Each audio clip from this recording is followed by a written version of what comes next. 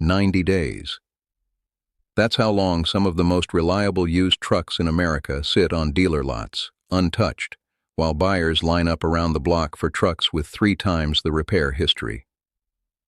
Curious, the paradox gets stranger the closer you look. Trucks with fewer warranty claims, lower 10-year maintenance costs, and stronger long-term resale retention are outsold nearly 2-to-1 by trucks that break down more often. An independent used truck dealer in central Indiana has watched this exact pattern play out for 11 years, and he'll tell you the reason has almost nothing to do with the trucks themselves. By the time this video ends, you'll know exactly which 9 trucks the sharpest buyers are quietly picking up and why almost nobody else is looking twice. Intrigued, that blind spot traces back to a decision 3 companies made together in the early 2010s, and we're coming back to it. Here's who this affects. Roughly 17 million used trucks change hands in the United States every year. Of those, industry estimates suggest at least 2.3 million buyers overpay for a truck with a worse reliability profile than an available alternative sitting on the same lot, sometimes for less money. That's not a rounding error. That's a structural pattern. The owner-operator in central Indiana bought his first used truck in 2011, a best-selling half-ton with a strong brand reputation and a weak transmission. Within 4 years, he had replaced it twice, spending close to $9,400 in unplanned repairs.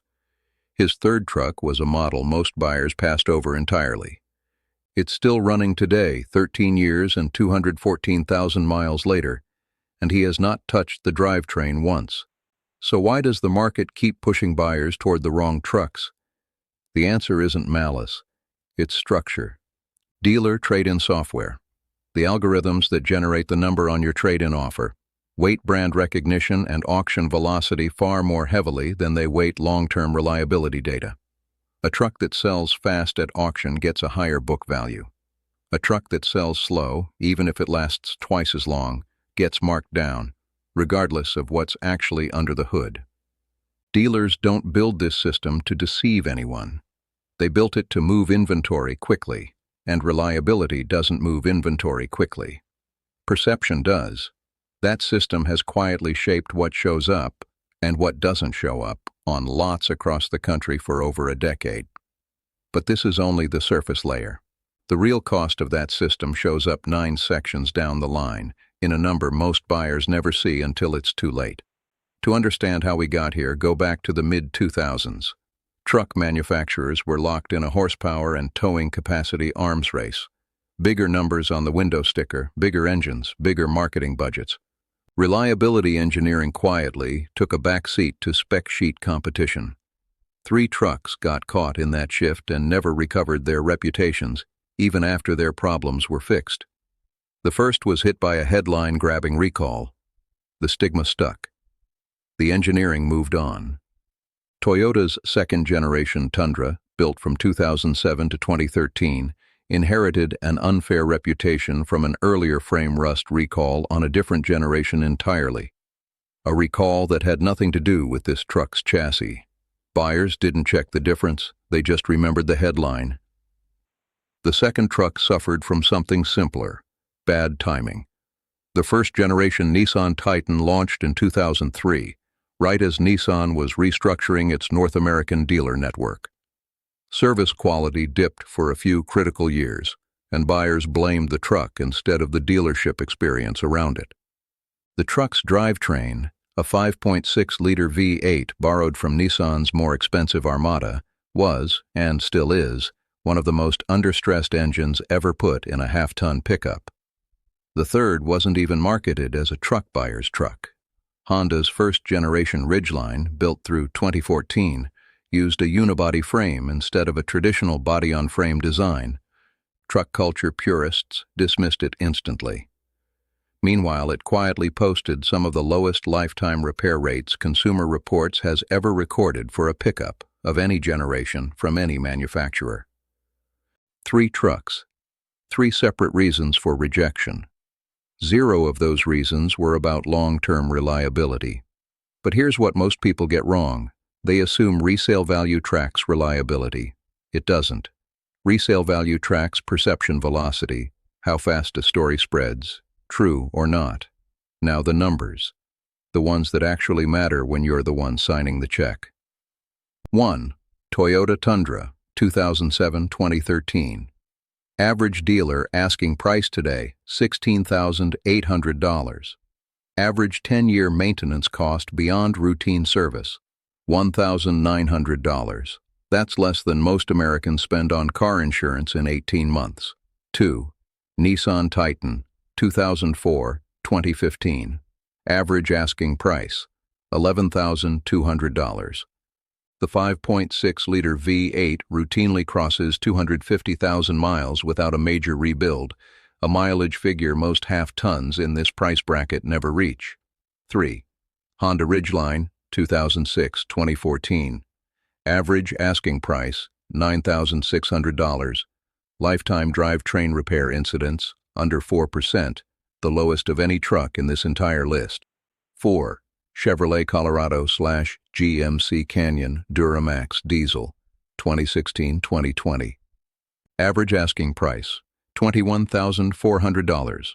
Real-world fuel economy, 28 miles per gallon highway, a number that saves a 12,000-mile-a-year driver roughly $1,100 annually compared to a comparable gas half-ton. Over 5 years, that's a used sedan's worth of money left in your pocket. 5. Ram 1500 with the 5.7-liter Hemi, 2013-2018. Average asking price, $19,300. Transmission failure rates in this specific generation dropped by more than half compared to the Ram generation immediately before it, a fix almost nobody outside the industry ever heard about. 6. Ford Ranger, 2019-2022. Average asking price, $23,700. Because Ford relaunched the Ranger nameplate after a 7-year gap, most buyers assumed it was a first-year vehicle with first-year problems. It wasn't. It shared its platform with a truck Ford had already been selling and refining in over 180 countries for years. 7. Toyota Tacoma, 2005-2015. Average asking price, $14,900. Still carrying frame recall stigma from a fix completed over a decade ago, this generation now trades for thousands less than the Tacoma generation that followed it, despite nearly identical long-term reliability data. 8. Nissan Frontier, 2005-2020. Average asking price, $13,100. This truck ran essentially the same proven platform for 15 model years, meaning a 2020 model shares the bulk of its reliability track record with a 2005 model already a decade and a half into its service life. 9. GMC Sierra 1500 Denali, 2014-2018. Average asking price, $26,500. Buyers chase the newer body style so aggressively that this generation, mechanically nearly identical to the truck that replaced it, sells for $6,000 to $8,000 less. Added up, across all 9 trucks, the average buyer who chooses reliability over reputation saves somewhere between $4,000 and $11,000 over a 5-year ownership window, once you combine purchase price, fuel cost, and avoided repairs. This is where forward reference number 2 resolves. Remember the trade-in algorithm from Section 2, the one built to move inventory fast instead of reward reliability. These 9 trucks are the direct output of that system. They're not hidden because they're bad. They're hidden because the system was never built to notice them. Here's the counterintuitive turn. The safe choice, buying the best-selling, most recognizable truck on the lot, is statistically the riskier long-term financial decision for a huge share of buyers. Popularity and dependability are not the same axis, and the market has spent 2 decades quietly conflating them. If you've ever stood on a used lot, looked at 2 trucks, and felt something was off about which one had the bigger price tag, you were right. You just didn't have the data to prove it yet. The buyers who consistently win in the used truck market aren't the ones with the biggest budgets. They're the ones who figured out that reputation and reliability are 2 different currencies, and the market only prices one of them correctly. Here's what most people never realize. Dealers themselves often know which trucks in their own inventory are the quiet performers. Service departments see the repair records. Sales floors don't advertise them, because a truck that doesn't need explaining sells itself at full margin, and a truck that does need explaining sells at a discount the dealer would rather avoid offering. That gap is where an informed buyer steps in. And that closes the loop on forward reference number 1 from the opening, the decision 3 companies made in the early 2000s. Toyota, Nissan, and Honda each, independently, chose engineering conservatism over headline-chasing specs during a window when the rest of the industry was doing the opposite. They didn't get the marketing credit for it. Their resale numbers still don't fully reflect it. But their reliability data has, for over a decade now, quietly spoken for itself. Knowing this doesn't just save you money on one truck. It changes how you read every used vehicle listing for the rest of your life. A buyer who understands the gap between perception and reliability stops asking, "What's popular?" and starts asking a better question. What does the service history actually say? That single shift in mindset is worth more than any single truck on this list. It's the difference between shopping with the crowd and shopping with the data, and once you've seen the gap once, you can't unsee it on the next lot you walk onto. Which brings us to what happens next. The gap between what a truck is worth and what a truck sells for isn't closing anytime soon. Auction algorithms don't correct themselves, and neither does public perception. Every year, a new batch of buyers will walk past a Ridgeline, a Frontier, a first-generation Titan, without a second look, and pay thousands more for a truck that will cost them more before the decade is out.